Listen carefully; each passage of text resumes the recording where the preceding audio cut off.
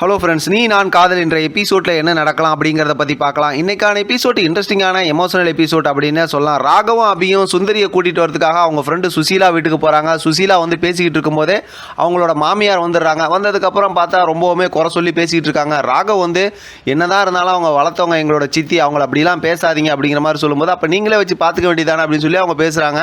அதுக்கப்புறம் ராகவ் வந்து இவ்வளோ நாள் நீங்கள் பார்த்துக்கிட்டதுக்கு நாங்கள் காசு வச்சிங்கன்னு சொல்லி காசு கொடுக்குறாங்க. முதல்ல அந்த சுசீலா இருக்காங்களா, அவங்க ஃப்ரெண்டு சுந்தரியோட ஃப்ரெண்டு, அவங்க வாங்கலைனாலும் அவங்க அத்தை வந்து டக்குன்னு அதை வாங்கிக்கிறாங்க. அடுத்து பார்த்தோம்னா சுந்தரியை தேடி பார்க்குறாங்க. ரூம்குள்ளார கையை கட் பண்ணிட்டு படுத்துருக்காங்க. உடனே அவசரமாக வந்துட்டு அவங்கள தூக்கிட்டு ஹாஸ்பிட்டல் கிளம்புறாங்க. பக்கத்தில் ஒரு லெட்டர் கிடக்குது. இங்கே பார்த்தோம் அப்படின்னா சுசீலாவோட மாமியார் வந்து பேசிக்கிட்டு இருக்காங்க. இது ஒரு பக்கத்து இருந்தாலும் ஹாஸ்பிட்டலுக்கு ரொம்ப அவசரமாக தூக்கிட்டு வந்துடுறாங்க. அங்கே வந்ததுக்கப்புறம் பார்த்தா எல்லாருமே வீட்டில் இருக்கவங்க வந்துடுறாங்க.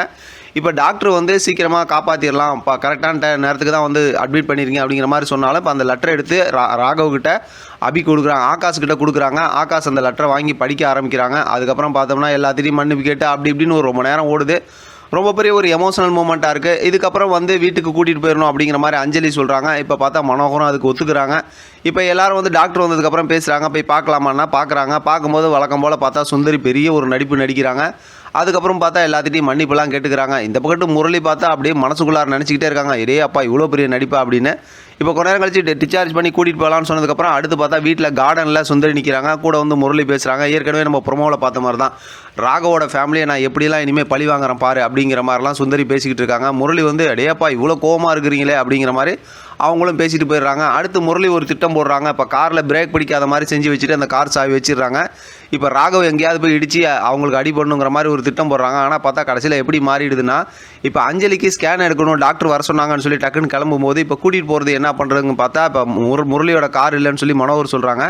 அதனால் அவங்க கேப் புக் பண்ணி போகலாம் அப்படிங்கிற மாதிரி என்னென்னமோ பேசி முரளி தப்பிக்க பார்க்குறாங்க. கடைசியில் பாட்டி வந்து ராகவ் கூப்பிட்டு போகணுங்கிற மாதிரி சொல்லும்போது ராகவ் வந்து நான் கூட்டிகிட்டு போகிறேன்னு சொல்லிடுறாங்க. முதல்ல வரலன்னு சொன்னாலும் அதுக்கப்புறம் எல்லாம் காரில் ஏறி போகும்போது இப்போ ஒரு பக்கத்து முரளிக்கு பார்த்தோம்னா பயமான பயம், ஏன்னா பிரேக் பிடிக்கல அதனால். ஆனால் ராகவ் வந்து அதை அஞ்சலிக்கிட்ட சொல்ல மாட்டேங்கிறாங்க, ஏன்னா அவங்க பயந்துருவாங்கன்னு சொல்லி சீட் பெல்ட் போட்டிங்களா அப்படி இப்படின்னு சொல்லிட்டு காரை எப்படியாவது நிறுத்துறதுக்கு ட்ரை பண்ணி அப்படியே ஓட்டிக்கிட்டே போகிறாங்க. முரளி ஒரு பக்கத்து பயங்கரமாக பயப்படுறாங்க. ஒரு பக்கத்து ராகவ் வந்து அப்படியே தடுமாறிக்கிட்டு ஓட்டிகிட்டு போகிறாங்க. அதோட பார்த்தா இன்றைக்கான எபிசோட் முடிச்சிருக்காங்க. ஆக மொத்தத்தில் ஒரு மாதிரி சுவாரஸ்யமான எபிசோட் அப்படின்னே சொல்லலாம். பார்க்கலாம் அடுத்து என்ன நடக்குதுன்னு. இதை பற்றின உங்களோட கருத்து கமெண்ட் பாக்ஸ் தெரியப்படுத்துங்க. தொடர்ந்து ஆதரவு கொடுங்க. தேங்க்யூ ஃப்ரெண்ட், தேங்க்ஸ் ஃபார் வாட்சிங்.